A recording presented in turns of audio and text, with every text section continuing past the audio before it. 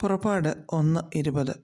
അതുകൊണ്ട് ദൈവം സൂതികർമ്മിണികൾക്ക് നന്മ ചെയ്തു, ജനം വർദ്ധിച്ച് ഏറ്റവും ബലപ്പെട്ടു.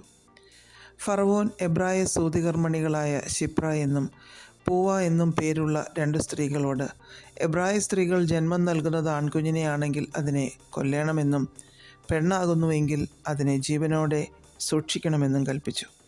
എന്നാൽ ഈ 2 സ്ത്രീകളും ദൈവത്തെ ഭയപ്പെട്ടു. അതുകൊണ്ട് മിസ്രയീം രാജാവ് പറഞ്ഞത് അനുസരിക്കാതെ ആൺകുഞ്ഞുങ്ങളെ ജീവനോടെ രക്ഷിച്ചു. അങ്ങനെയാണ് മോശയും രക്ഷപ്പെടുവാൻ ഇടയായി തീർന്നത്. അവരെ ചോദ്യം ചെയ്തപ്പോൾ അവർക്ക് പരിജ്ഞാനത്തോടെ മറുപടി പറയുവാൻ ദൈവം സഹായിച്ചു.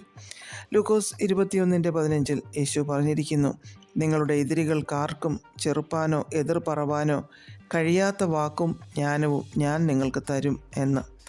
ദൈവിക പദ്ധതിയുടെ ഭാഗമായിട്ടുള്ള ദൈവകരങ്ങളിൽ പ്രയോജനപ്പെടേണ്ട ചിലരെയൊക്കെ രക്ഷിക്കുവാൻ ദൈവം നമ്മെ തിരഞ്ഞെടുക്കുമ്പോൾ പിശാചിനോട് ചേർന്ന് നിന്ന് ആ ദൈവിക പദ്ധതിയെയോ വ്യക്തിയെയോ നശിപ്പിക്കുവാൻ നിൽക്കാതെ നമുക്കവരെ വിടുവിച്ച് രക്ഷിക്കുന്നവരാകാം. മോശയെ ദൈവം വലിയവ ചെയ്യാനായാണ് ഭൂമിയിലേക്ക് അയച്ചത്. അതിൻ്റെ ഭാഗമാകാൻ സൂതികർമ്മിണികൾക്കും സാധിച്ചു. അത് മുഖാന്തരം അവർ അനുഗ്രഹിക്കപ്പെടുവാനിടയായി തീർന്നു. എതിരുകളെ ഭയപ്പെടാതെ, ഇരുട്ടിൻ്റെ അധികാരങ്ങളെ ഭയപ്പെടാതെ നമുക്ക് ദൈവത്തെ ഭയപ്പെടാം, ദൈവകൽപ്പന അനുസരിക്കാം, ചിലരെയൊക്കെ ദൈവിക പദ്ധതിയിലേക്ക് നടത്താം.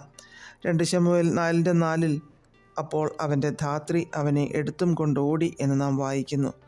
ശൗലിൻ്റെയും യോനാഥാൻ്റെയും മരണവിവരം അറിഞ്ഞപ്പോൾ യോനാഥാൻ്റെ മകനായ മെഫീബോശെത്തിനെ അവൻ്റെ ധാത്രി എടുത്തും കൊണ്ടോടി. അവൾ ബന്ധപ്പെട്ടോടുമ്പോൾ അവൻ വീണു മുടന്തനായിപ്പോയി.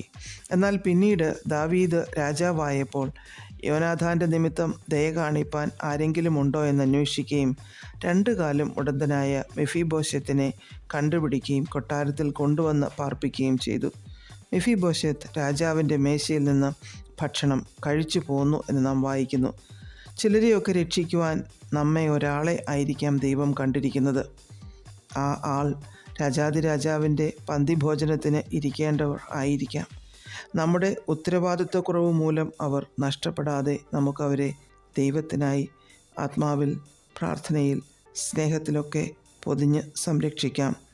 യേശുക്കുഞ്ഞിനെ യോസേഫ് ദൈവം പറഞ്ഞതനുസരിച്ച് മിസ്രയീമിലേക്ക് കൊണ്ടുപോയി രക്ഷിച്ചില്ലായിരുന്നുവെങ്കിൽ ഫറവോൻ 2 വയസ്സിന് താഴെയുള്ള കുഞ്ഞുങ്ങളെ കൊന്നപ്പോൾ നമ്മുടെ രക്ഷകൻ്റെയും ജീവൻ എടുക്കുമായിരുന്നു. എന്നാൽ യോസേഫ് അവിടെ രക്ഷകനായി. നമ്മുടെ ജീവിതത്തിലേക്ക് ദൈവം അയക്കുന്നവരെ നമുക്ക് പ്രാർത്ഥനയിൽ മൂടിപ്പൊതിഞ്ഞ് സൂക്ഷിക്കുകയും അവരെ അങ്ങനെ രക്ഷിക്കുകയും ചെയ്യാം. പ്രാർത്ഥിക്കാം. പ്രിയ പിതാവേ, അങ്ങ് ഞങ്ങളെ ഏൽപ്പിക്കുന്ന ദൗത്യങ്ങൾ വിശ്വസ്തയോടെ ചെയ്യുവാൻ കൃപ ചെയ്യണമേ. യേശു ക്രിസ്തുവിൻ്റെ നാമത്തിൽ ആമേൻ.